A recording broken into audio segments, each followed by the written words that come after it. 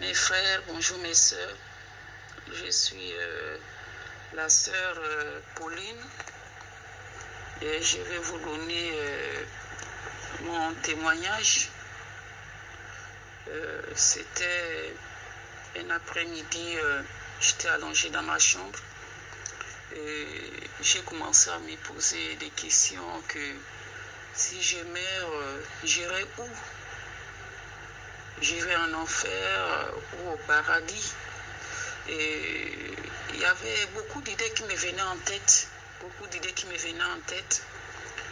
Et quand j'ai terminé de me poser cette question, j'ai commencé à me demander, est-ce que le pantalon, les tissages, ça a été créé par Dieu?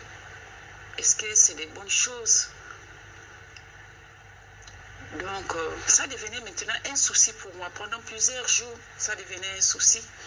Parce que je ne dormais même pas bien les après-midi. Je me réveillais avec un souci de la mort. Je me posais beaucoup de questions. Que j'irai où après ma mort? J'irai où après ma mort?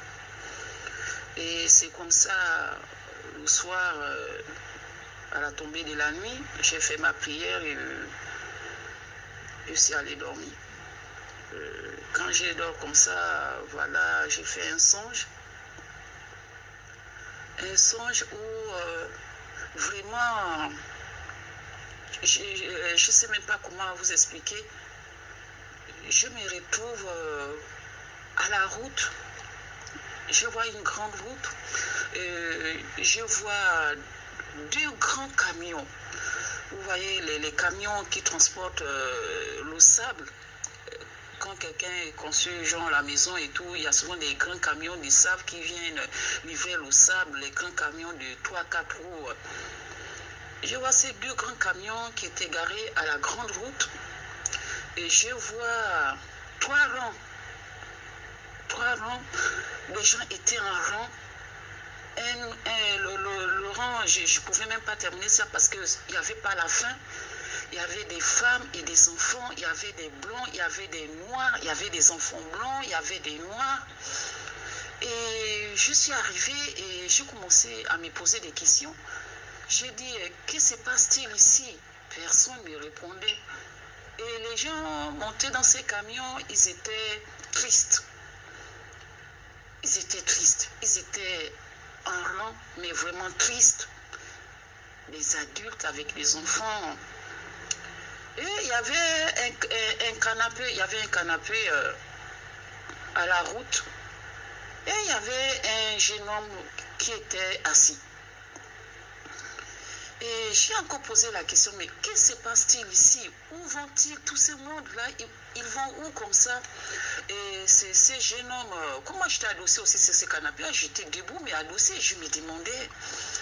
Et c'est le jeune homme qui me dit, va devant. Après, le camion va devant et tu verras ce qui se passe. Et vraiment, mes soeurs, j'ai dépassé les camions et j'ai commencé à marcher après ces camions. Quand j'arrive à la route, au carrefour, je vois 7 démons.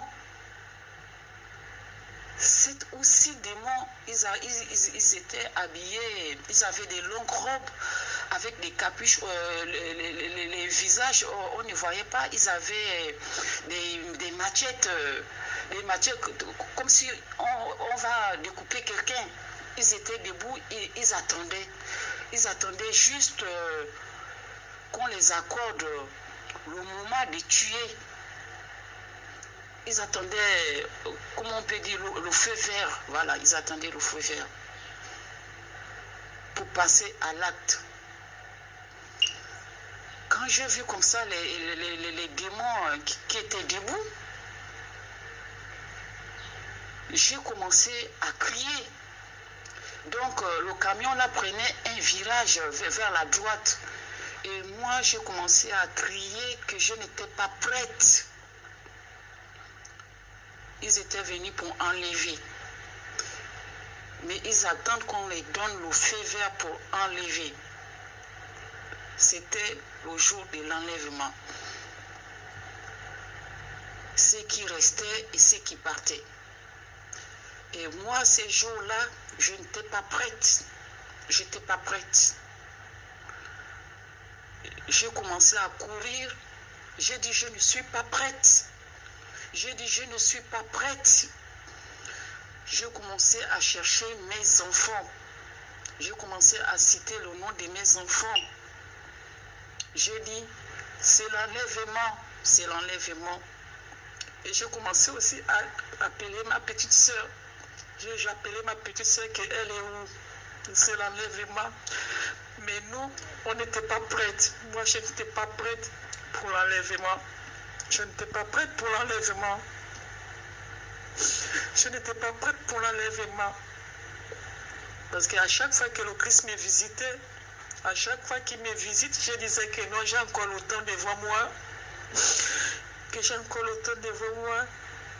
Le temps de me repentir, le temps de prier, le temps de demander pardon. Mais ces jours-là, je n'étais pas prête.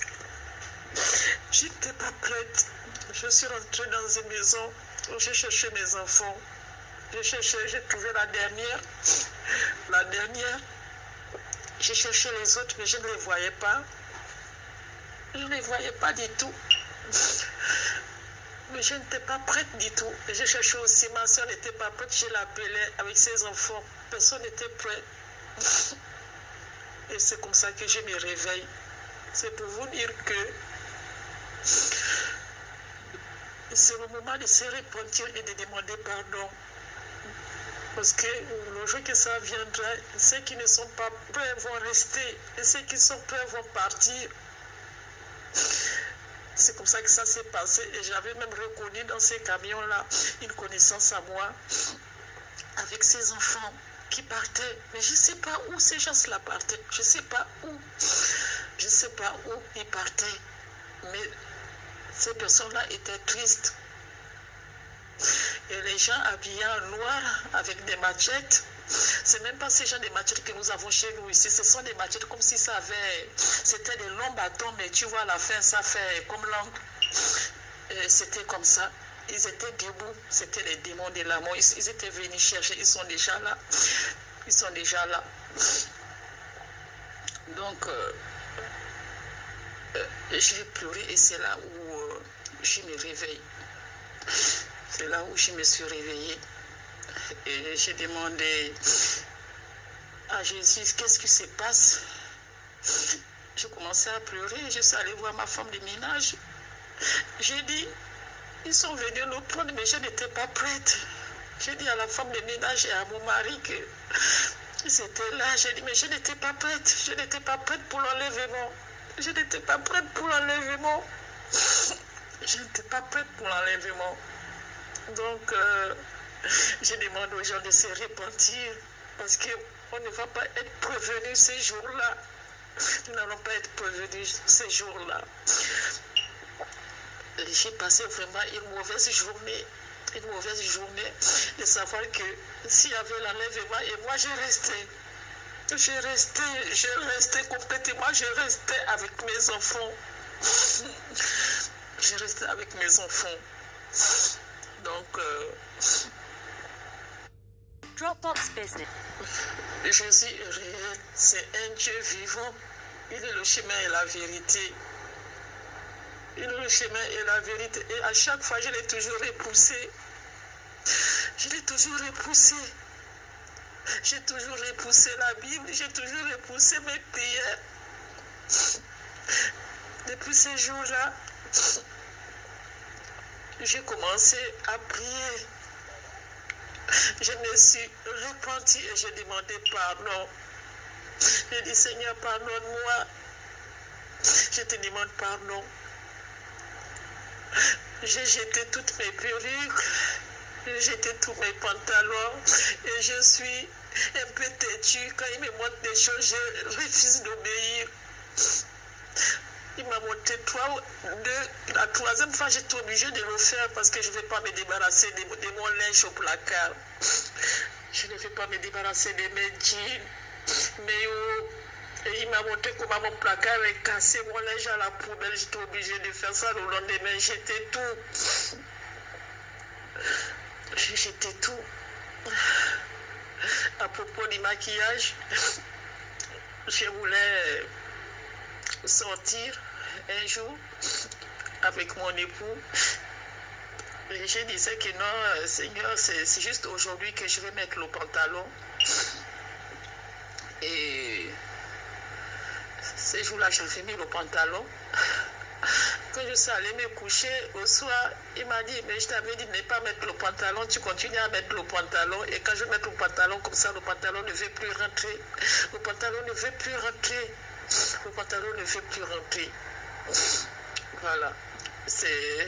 J'ai compris que je n'avais pas le droit de mettre le pantalon. Je n'avais pas le droit de mettre le pantalon. Mais je suis trop têtue. Chaque fois qu'il me montre des choses, je refuse d'obéir. Je refuse d'obéir. J'ai beaucoup de témoignages, j'ai beaucoup de choses à vous dire. Mais prenez garde, car il est là, il est présent.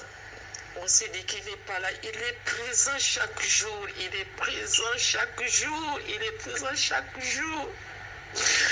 Je sais pourquoi je vous dis qu'il est présent chaque jour. Le Seigneur est présent chaque jour avec nous. Il est présent chaque jour avec nous.